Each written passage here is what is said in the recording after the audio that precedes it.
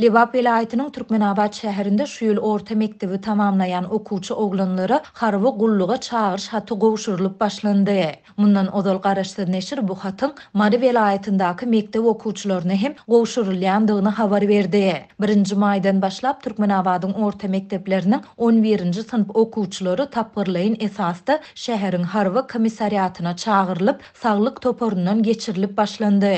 Her gün 2 mektebiň okuwçylary barýar. Her mektepde 4 sany 11-nji synp bar. Saglyk toporundan geçen ýaşlara harby gulluga çağırış hatlary gowşuruldy diýip Azatlyk radiosynyň Sebitdäki habarçysy 5-nji maýda aýtdy. Harby gulluga çağırış hatlarynda 10-njy 22-nji iýun aralygy görkezilýär. Eger okuwçy oglanlar bu wagt aralygynda harby gulluga alınıp gidilse, onda bu ýene geçen ýyllardaky tejribäniň gaýtalanjakdygyny işaret edýär. Ýagny okuwçy oglanlar mektebi tamamlandyklary baradaky şahadatnamalaryny ellerine almazdan, bu çäre münasibetli geçirilýän dawaralara gatnaşmazdan, olaryň gutorduş synaklarynyň detsine harby gulluga alınıp gidiljekdigini aňladýar. Şol bir wagtda habarçymyz saglyk ýagdaýynda näsazlyklar ýüze çykarylan okuwçy oglanlaryň ýörüýte ýollanma bilen Türkmenabad şäher hassahanasyna uğradylýandygyny hem aýtdy. Şu günler bu hassahanada 11-nji synp okuwçy oglanlary köp görse bolýar. Bu hassahana esasana maýyplar we harby gulluga gitjek raýatlar üçin niýetlenendir diýip habarçy belledi. Azatlyk harby gulluga çağırış hatlarynyň saglyk toporundan geçen ähli oglanlara gowşurulýandygyny ýa-da gowşurulmaýandygyny häzirlikçe anyklap bilmedi.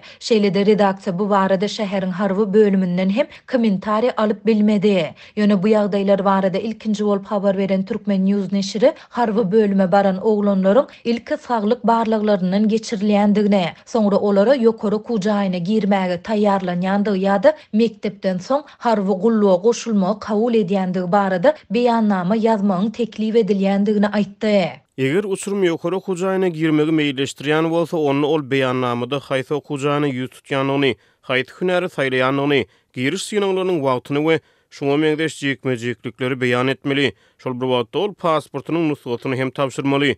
Eger ol ýokary okujaýyndan çakylyk alyp oktýabr aýyna çenli okumaga gidip bilmese, onu ol nobatdaky güýdükme ötümne ýagny noýabr aýyna harby gulluga çağırylýar. Dip neşir 2-nji maýda çap eden maglumatynda belleýär. Ýatlasak Türkmenistanda ýaşlara ýokary kujaýyna girmek üçin harby gulluga çağırşy bir gedeklik ýyda süýşürmek mümkinçiligi geçen ýylyň sentýabr aýynda kanunlaşdyryldy. Bu mümkinçilik Türkmenistanyň ýaşlary barada döwlet siýasaty hakyndaky kanunynyň rejelenen görnüşinde göz öňünde tutulýar. Prezident Serdar Berdimuhammedow bu baradaky resminama geçen ýylyň 1-nji sentýabrynda gol çekdi.